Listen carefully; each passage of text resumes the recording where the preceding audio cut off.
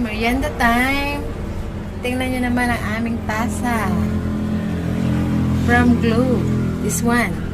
Ito, yung mga baryang naipon namin na by 5, 5, at saka 10 cents. Aming pagbubukod-buko rin to kasi sabi ni BPI, pwede namin tong papagtan sa kanila basta maayos ang pagkakabalot at hiwa-hiwalay. Sayang din naman to. Oh, ang dami.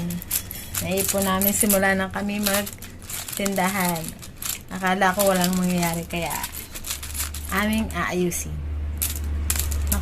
Magkano kaya to? Meron din po ba kayo nito? Mga naipon.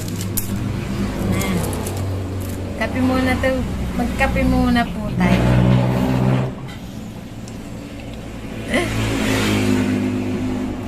Habang naghihintay ng mga customers. Break time, break time.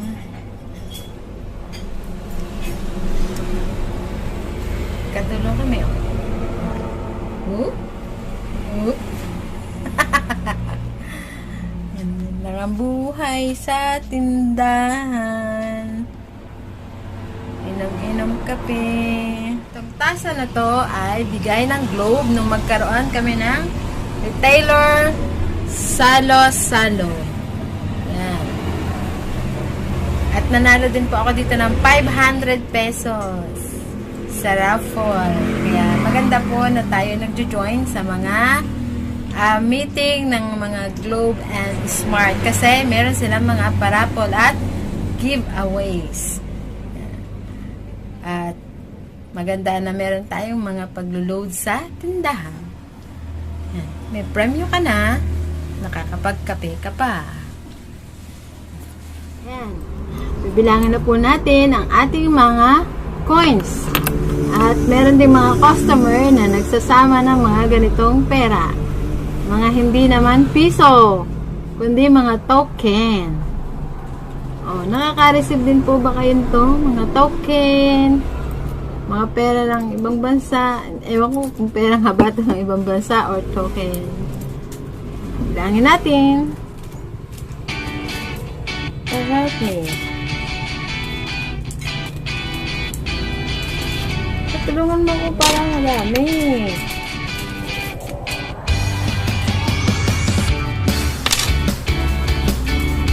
Makakamagkano kaya ako dito sa mga bariyang ito?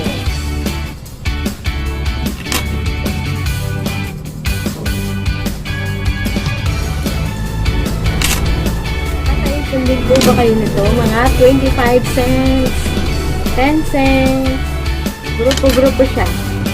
Piso. Kasi minsan ang iba dito napulot ko na lang sa kalsada.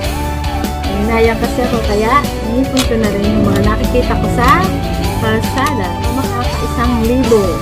So,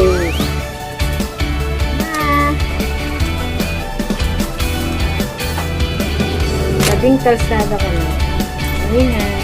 Ito na po siya. Worth ang total po ay 129 pesos. Yan. Yung mga naipon ko na 5 G's at saka 25 bago. At saka yung lumang 25. Same value pa rin naman po. Yan. Bibigay ko na lang po ito dun sa hinuhulugan sa SM ng mga coins. Donation. Yan. Sayang din naman kung mapapatapon lang. Kaya iuhulog ko na lang sa donation box. Thank you.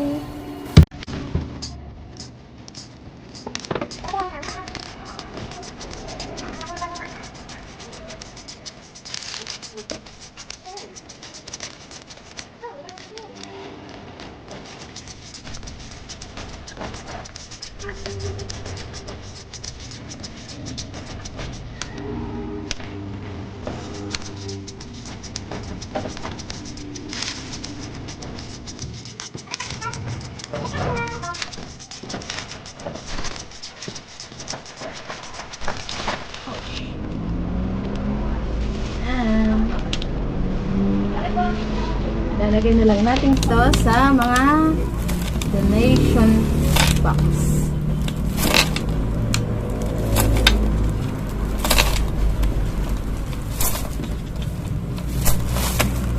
lang din. Ang dami.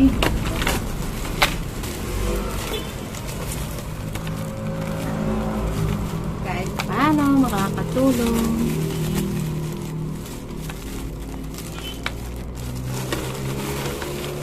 Ayan, natapos na po natin na balutin yung mga coins, yung mga 5, Gs at 25.